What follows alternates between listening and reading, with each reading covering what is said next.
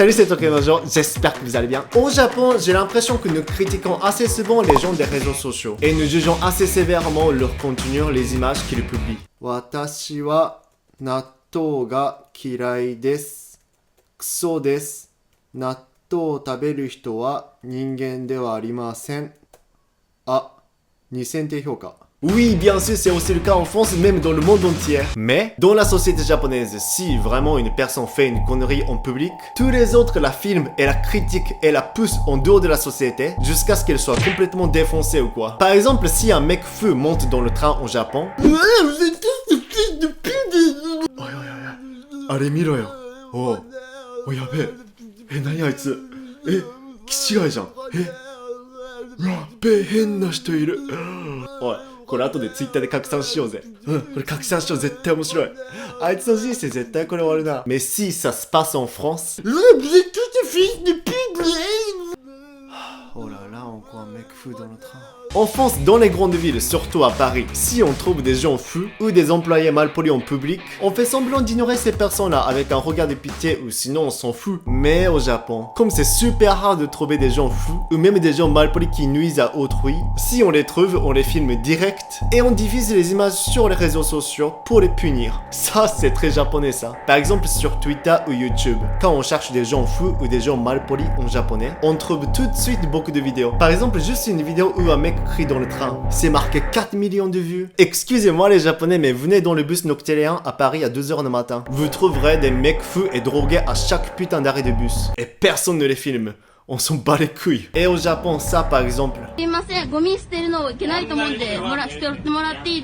Les Japonais ont même filmé quelqu'un qui jetait un déchet par terre. On le diffuse sur TikTok et Twitter et tout. Franchement, je peux rien dire sur ça. Hein. C'est pas bien de jeter des déchets par terre, mais c'est vraiment nécessaire de le filmer. En tout cas, ces pauvres-là qui ont été une fois affichés sur les réseaux en public comme ça au Japon, comme il y a des millions de spectateurs qui les ont regardés, qui les ont critiqués, ils ne pouvaient plus vivre normalement, ni sortir dehors tranquillement car leur tête est connue partout sur les réseaux. Alors aujourd'hui, je vais vous parler des Japonais qui ont gâché leur vie à cause des réseaux sociaux. Et comment sont-ils arrivés là? Oh, c'est dur comme sujet, hein. Bon, aujourd'hui, le sujet est un peu sérieux. C'est parti. Bakata.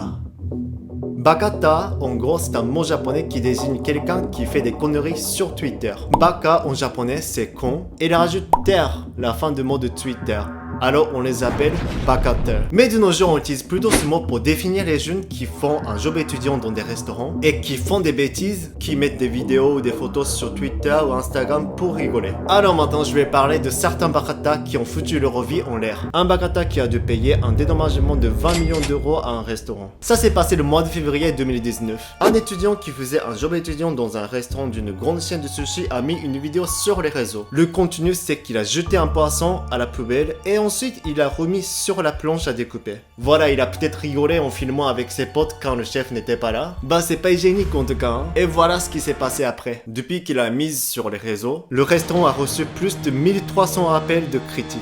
Évidemment, il a été viré. Et puis, selon la caméra de surveillance, tout ça, le restaurant a quand même constaté qu'il n'a pas servi ce poisson aux clients. Tout de suite, le mec a effacé son contenu. Mais comme il avait déjà diffusé cette vidéo sur les réseaux, l'image du restaurant s'est détériorée. Tout le monde a partagé la vidéo et a critiqué ce restaurant en disant qu'il ne voulait plus y aller. Comme il s'agit d'une grande entreprise de sushi au Japon, genre aussi grande que Sushi Planet et Sushi Shop en France, en calculant la valeur marchande de tout ça, le dédommagement a dépassé 20 millions d'euros. Du coup, le garçon a été non seulement viré, mais son visage a été diffusé sur tous les réseaux sociaux. Et même les journaux télévisés ont parlé de ce sujet, et il s'est apparemment endetté de beaucoup. Hein. Et un autre exemple, l'histoire commence par un étudiant d'aide maternelle de 18 ans, qui a posté sur les réseaux une photo du restaurant où il faisait un job étudiant. Le problème c'est que sur la photo, il entrait dans le frigo du restaurant pour rigoler. Bon oui, c'est pas très hygiénique. Bon, qu'est-ce qui s'est passé après? Oui, les gens l'ont retweeté et l'ont critiqué. Ils ont même trouvé ses informations, son école, sa famille, et même son domicile pour critiquer son entourage. En plus, le restaurant a reçu aussi pas mal de critiques via téléphone et pas mail, et il est maintenant définitivement fermé. Et 22 employés ont perdu leur boulot à cause de sa photo sur Twitter. À la fin, le journal télé en a même parlé. Et le restaurant a suggéré au garçon de payer une indemnité de 200 000 €. On peut dire que ce gamin a foutu ses études et sa vie en l'air. Bon, avant de publier ce genre de photos, il faut bien réfléchir, hein. Mais franchement, ce qui m'a fait le plus peur dans ces histoires, ce sont les critiques des spectateurs. Bon, bien sûr, c'est bien de critiquer pour que ce genre de délit ne soit pas reproduit. Mais on voit clairement que ces internautes ne réagissent pas pour améliorer la condition sanitaire de ces restaurants, mais plutôt pour détruire la vie de ces gamins. Juste, ils veulent se déstresser en critiquant quelqu'un ou quoi. Déjà, quel intérêt de chercher sa maison et sa famille pour les faire chier et les punir? Des réitas ont même appelé leurs écoles, leur entourage, leurs copines, leurs grands-parents, en répétant ce qu'ils ont fait, qu'il était nul, qu'il faut les bien punir, gna gna gna. En France, en tout cas... Moi je pense qu'on fait jamais ça ou quoi. Même si on critique la personne, on n'essaie pas forcément de faire chier son entourage. Juste, putain on s'en fout quoi. Bon, moi, il y avait trop qui m'est arrivé dans un supermarché en banlieue en France. 2 employés m'ont déjà insulté chinchon et tout. Et même dans un autre supermarché, j'ai déjà été blessé par des morceaux de bouteilles de bière que les employés ont laissé sur les rayons. Mais je me suis pas plaint tout en affichant le nombre de ce supermarché sur les réseaux, tout ça. Juste je parle de ça à mes potes et je ne vais plus dans ces supermarchés.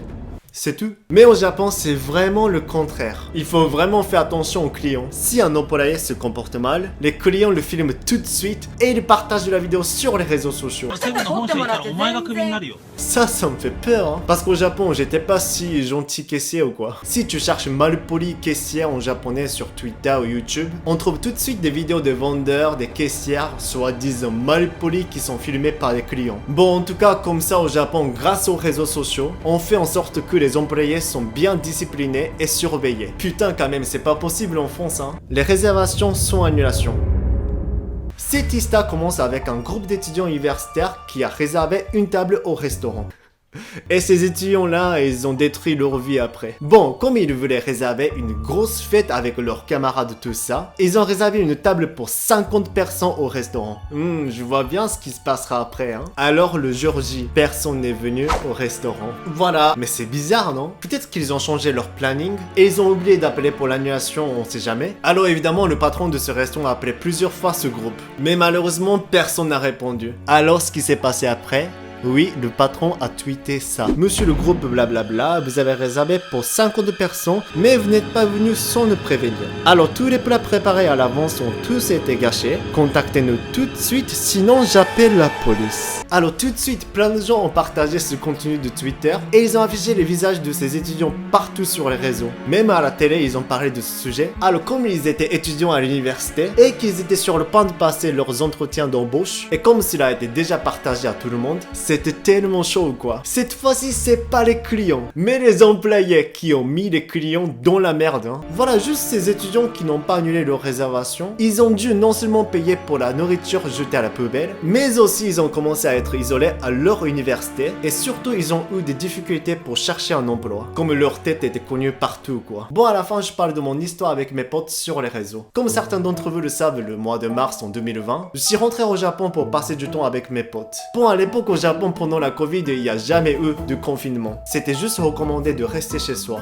Vous ne deviez pas rester plus de 5-6 personnes, des trucs comme ça. Et moi, bien sûr, je sortais avec 2 potes japonais en buvant de l'alcool dans un parc, hein. Du coup, c'était pas illégal ce qu'on faisait. Mais... c'était juste mal vu. Et mes potes et moi, on s'en battait les couilles. Bon, un pote a mis une photo de la bière au parc sur Twitter. Bah bien sûr, il a fait exprès pour voir comment les gens réagiraient et tout. Heureusement qu'il a pas mis nos têtes, hein. Il est pas aussi con que ça, hein. Et voilà ce qui s'est passé après. Les Japonais ont encore retweeté en disant: il y a des gens qui s'en foutent de la Covid, c'est inadmissible, il faut partager cette photo. Gna gna gna gna gna. Oh là là là là. Il faut vraiment faire gaffe aux réseaux sociaux au Japon, hein. Bon, tout ce que je veux dire aujourd'hui, c'est que les Japonais sont hyper stressés de leur vie, on peut dire. Ils sont stressés de leur boulot, les études, et qu'ils gardent leur stress à l'intérieur. Dès qu'il y a une personne isolée qui fait une chose inconvenable, on les critique jusqu'à ce qu'on soit content. C'est triste, mais on peut dire que c'est la culture. Et grâce à ça, il y a forcément moins de gens qui tenteront des bêtises en public. Allez, c'est la fin de la vidéo. Merci d'avoir regardé cette vidéo, j'espère que ça vous a plu. Abonnez-vous et partagez la vidéo s'il vous plaît. Salut!